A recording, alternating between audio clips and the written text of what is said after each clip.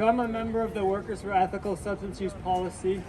We're a group of workers and former workers who have been harmed by government and workplace drug policy. I've been a member of CUPE 1004, CUPE 389, and the BC Nurses Union. Close to half of the people who have been killed by the unregulated and toxic drug supply in BC were employed at the time that they died. The labor movement is waking up to this reality, and unions across BC are demanding that the government regulate the drug supply. The BC Federation of Labour, the Canadian Union of Public Employees, the Vancouver and District Labour Council, and the BC Nurses Union have all called for the government to regulate the drug supply. However, it's not just the government drug supply that's killing people. It's also workplace drug policy. Many large unionized workplaces have substance use policies that force workers to submit to incredibly harmful, intrusive, unreasonably, financially costly, and potentially deadly conditions in order to keep their jobs. These are the workplace policies that myself and many of the members of our group have been subjected to. In these workplaces, regardless of whether your drug use has ever impacted the workplace, if you ask your employer for help or someone suspects that you might have an issue with drugs, you're immediately removed from the workplace. You're then forced to undergo a medical assessment by one of a small group of addiction doctors chosen by your employer who work in the private healthcare system and charge close to $3,000 per assessment. In every single case I've seen, regardless of the worker's individual circumstances, the doctor diagnoses the worker with a substance use disorder and then, based solely on that diagnosis, declares that the worker is a risk to workplace safety, that it's not safe for them to return to work, and they follow a set of recommendations which are always the same. Workers are forced to be abstinent 24 hours a day, 7 days a week.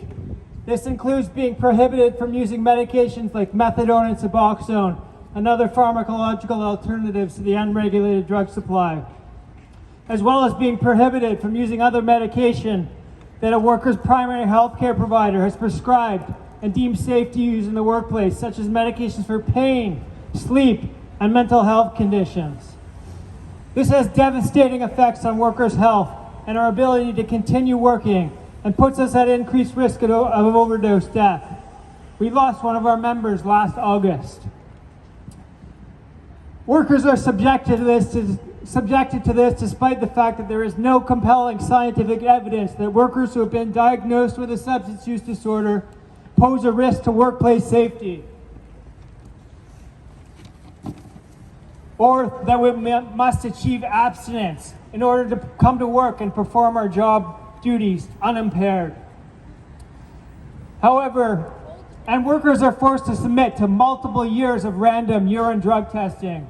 However, urine drug testing provides absolutely no information about whether a worker is or ever has been impaired in the workplace. And there's a lack of evidence that drug testing deters workers from using drugs. So the drug testing is completely useless except for those profiting from it. The drug testing is managed by private for-profit monitoring companies, many of which are owned by the addiction doctors recommending the monitoring, and they charge up to $1,000 per month, which workers have to pay for.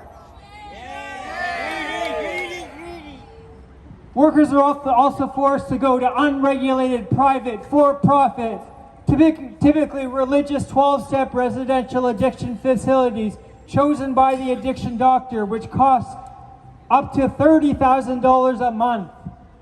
Attending these types of facilities is associated with increased risk of overdose death, especially when they withhold medications like methadone and Suboxone. Workers are denied the basic right to consent to, refuse, or have any choice or control over their health care. Evidence shows that forced treatment is ineffective and associated with physical and psychological harm and an increased risk of overdose death. However, if workers don't follow all of these conditions or fail a drug test, they're at risk of losing their job. These are not workplace safety policies. Employees are singling out people who use drugs based on the unfounded and discriminatory belief that we are unable to maintain safe work practices and unable to come to work unimpaired.